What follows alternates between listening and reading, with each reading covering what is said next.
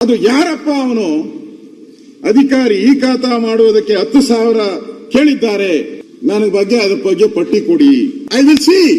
ಅವರ ಡೈಲಾಗ್ ಇದು.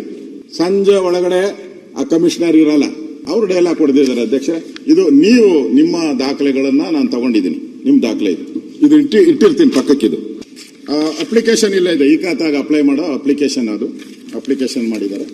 ಅದಾದ್ಮೇಲೆ ಅವರು ರಮೇಶ್ ಅಂತ BBMP ಅಧಿಕಾರಿ ರಿಜೆಕ್ಟ್ ಆಗ್ತೈತೆ. ರಮೇಶ್ ಅವ್ರು ಹೇಳ್ತಾರೆ, ನೋಡಪ್ಪ ಇದು ಬಿ ಖಾತಾ, BDS ಸೈಟು ಬಿ ಖಾತಾ, ರೆವಿನ್ಯೂ ಸೈಟ್ ಎ ಖಾತಾ. ಇವನ್ ಲೆಕ್ಕದಲ್ಲಿ ಇವ್ರದೆಲ್ಲ ಒಂದು ಗ್ಯಾಂಗ್ ಇದೆ, ಕಾರ್ಪೊರೇಷನ್ ಅಲ್ಲಿ ಒಂದು ಗ್ಯಾಂಗ್ ಇದೆ, ರೌಂಡ್ ಅಪ್ ಮಾಡಿಬಿಟ್ಟು ಎಲ್ಲ ವಸೂಲಿ ಮಾಡ.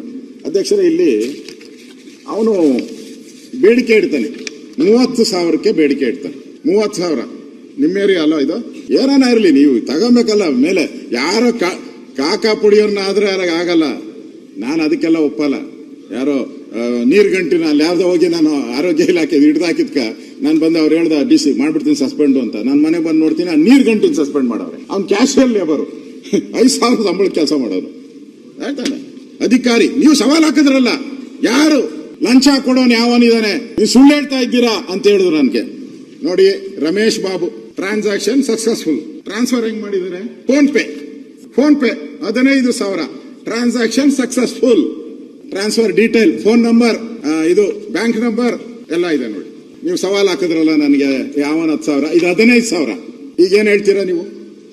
ಇಲ್ಲಿ ಕೊಟ್ಟಿದ್ದೀನಿ. ಅವ್ನು ಕೇಳ್ಬೋದು DK ಶಿವಕುಮಾರ್ ಅವರು. ಅವ್ನು 30,000 ಕೇಳಿದ್ನಲ್ಲ, ನೀನ್ 15,000 ಕೊಡ್ತೀಯ ಅಂತ ಹೇಳಿ ಅವ್ನು ಮಾಡ್ತೀನಿ ಅಂತ ಹೇಳ್ದ. ಆಮೇಲೆ ಅವನು ಅಪ್ಲೈ ಮಾಡಿದ್ಮೇಲೆ ಇವನು ಅಪ್ರೂವ್ ಮಾಡ್ಬಿಟ್ಟ. ಯಾರು? RO ಅಪ್ರೂವ್ ಮಾಡ್ಬಿಟ್ಟ, ಅದನ್ನ ರೆವಿನ್ಯೂ ಅಧಿಕಾರಿ ಅಪ್ರೂವ್ ಮಾಡ್ಬಿಟ್ಟು ಮೇಲೆ ಕಳಿಸ್ಬಿಟ್ಟ.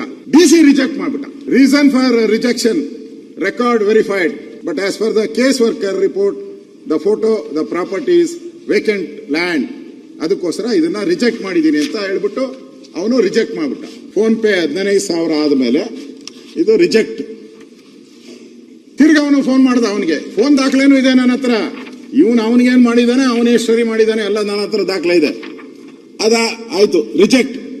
ಅವನ್ ತಿರ್ಗಿ ಕೇಳ್ದ, ಇಲ್ಲ ಸರ್ ಇನ್ನೊಂದ್ಸರಿ ಮಾಡಿ ಅಂದ.